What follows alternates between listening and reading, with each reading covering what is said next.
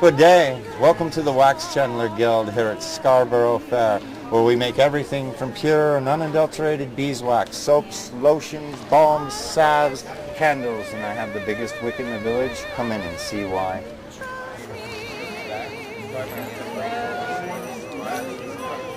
What I've got here is a candle mold. Much like the molds you can get at the basic candle stores, they didn't have molds in the old world. What you did in the old world was they dug a hole under the table. They tied the wick off down low and up high, and then they filled it with a wax. After it cooled overnight, then instead of building a pillar out of a mold, they poured layer of cooling wax down the wick into puddles. As these puddles stacked, they would form it with their hands into a candle, and then pour on the next layer. The end effect was as this, a drippy candle. What we've done is make the wick candle in a modern mold, build it up, and then pour the drips on for aesthetic purposes afterwards. You get an old world looking candle with a modern burn and reliability. It actually burns to the edge and then burns down. Once beeswax is poured into the pot, you wait for it to skim over, just a touch on the top.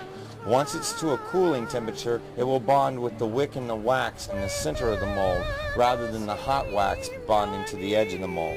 You simply pour your molds a little less than full. On the widest molds, I pour them about a ½ inch full. On the thinnest molds, I pour them all the way up to the top because they cool a little faster. About an hour or two after you pour your candles at home, they'll be ready to come out of the mold. If you ever read a book and it says it takes a day or more and you have to freeze them or use mold release, this is untrue. Put the book back down, look for another one. You'll see the gap that's formed around the edge of the mold. If you had poured this hot, it would have bonded to the mold and split in the middle. But instead what we have is the gap on the edge of the mold. We slap it towards that edge and drop it right out of the mold. And that's how easy it is to get a beeswax candle out of the mold. You pull it out a couple hours after you're done and pull the wick the rest of the way through. Square it off and push it into the bottom of the candle. That way it holds onto it. Center and bottom the candle, and there's your finished candle.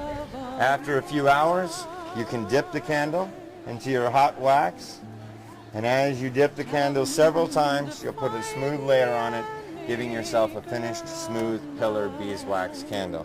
They don't smoke, they don't drip, they don't soot, and you can't use cotton wicking that they sell in the candle section of the craft store where you got your candle molds. Instead, go to the jewelry section. Look up the hint cording, not varnished, but polished.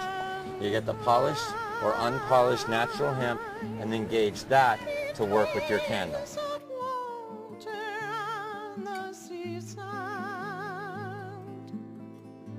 Bees travel around to the flowers. They pick up pollen, propolis, nectar. They bring it back to the hive. They make honey. The younger bees at the hive then make the honey, eat the honey, go into a comatose sleep for a short while, wake up with their wax gland, which is just under the abdomen, filled. They then secrete the wax and use it to build the comb and cap the hive, locking in the babies and the honey for future use.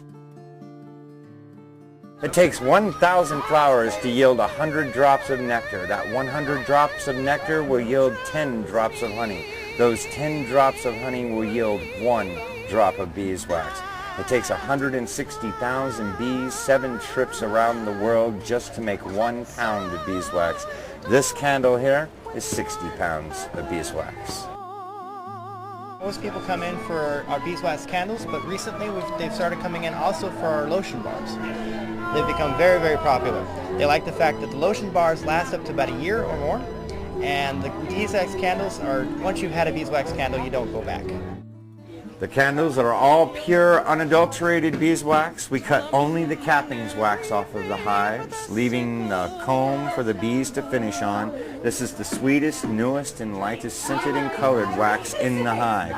This candle here will burn over 12,000 hours when it's done. This one over 10,000. To give you an idea how long that is, there's 8,760 hours in just 1 year. Burn this candle 2 to 3 hours a day, 2 to 3 days a week.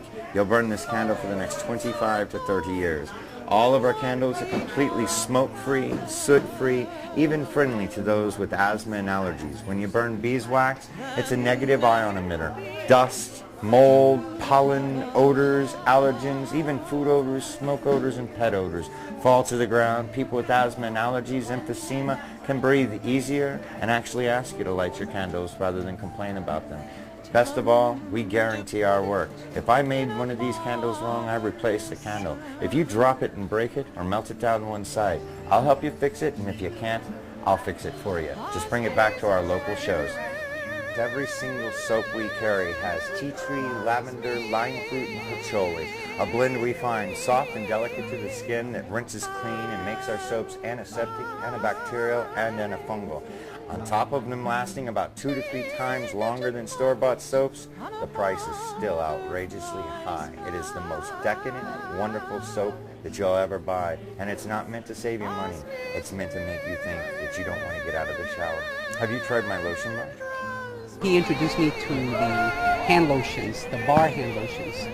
I do a bit of camping. I also like to work outside, and sometimes my hands get cracked or they tend to wear out, or I get rashes. So with the different bar lotions that he has sold me, it has helped me, and my hands feel much better. I get a very long-term use. As a matter of fact, he says that one bar can last a year. I can tell they can last longer than that, and I use that bar 2 or 3 times a day. We love the soaps at the WaxChandler. One of my favorite things is the soaps. I just love his soaps. I come in and I usually try one of the new ones out. It's always a fun place to come into. I really enjoy the demonstrations that they put on in pouring the wax candles and such. Sometimes it gets a little more exciting than not when the bees decide to come in here en masse to be able to check out the beeswax. It's a fun place to visit, especially when he's creating something. I am Master J. O'Neill, the Master Chandler here at the worshipful company of Wax Chandlers. You can come visit us at Shop 102 at Scarborough Renaissance Festival.